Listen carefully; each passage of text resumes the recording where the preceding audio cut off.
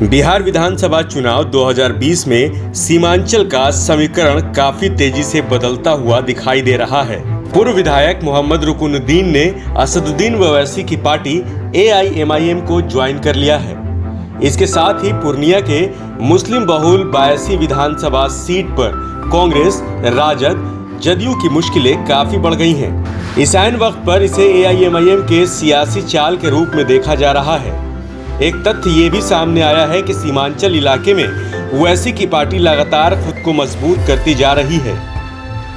बता दें कि सीमांचल के 4 जिलों में आने वाली 24 विधानसभा सीटों पर मुस्लिम मतदाताओं की बड़ी आबादी है और उसका प्रभाव भी अधिक है।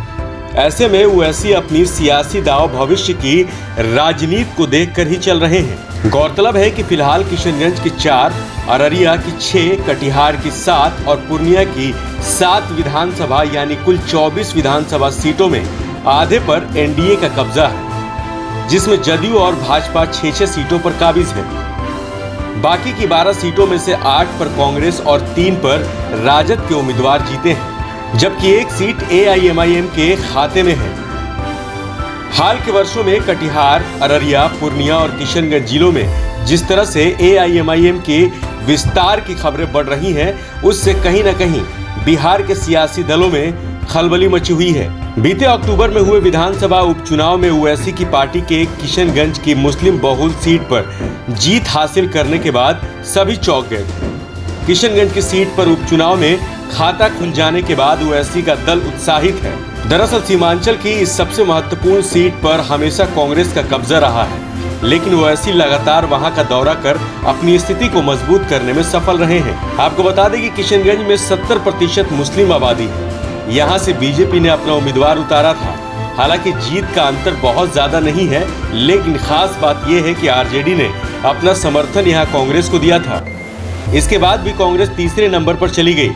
जाहिर है कि यह RJD और कांग्रेस के लिए अच्छे संकेत तो बिल्कुल भी नहीं है। सबसे खास बात यह है कि AIMIM ने आगामी विधानसभा चुनाव में सभी 4 जिलों यानी कि अररिया, किशनगंज, पूर्णिया और कटिहार की 24 विधानसभा सीटों पर NDA और महागठबंधन की सीधी टक्कर देने की तैयारी कर ली है। जाहिर है कि इसका असर महागठबंधन की पार्टियों पर ही पड़ रहा है।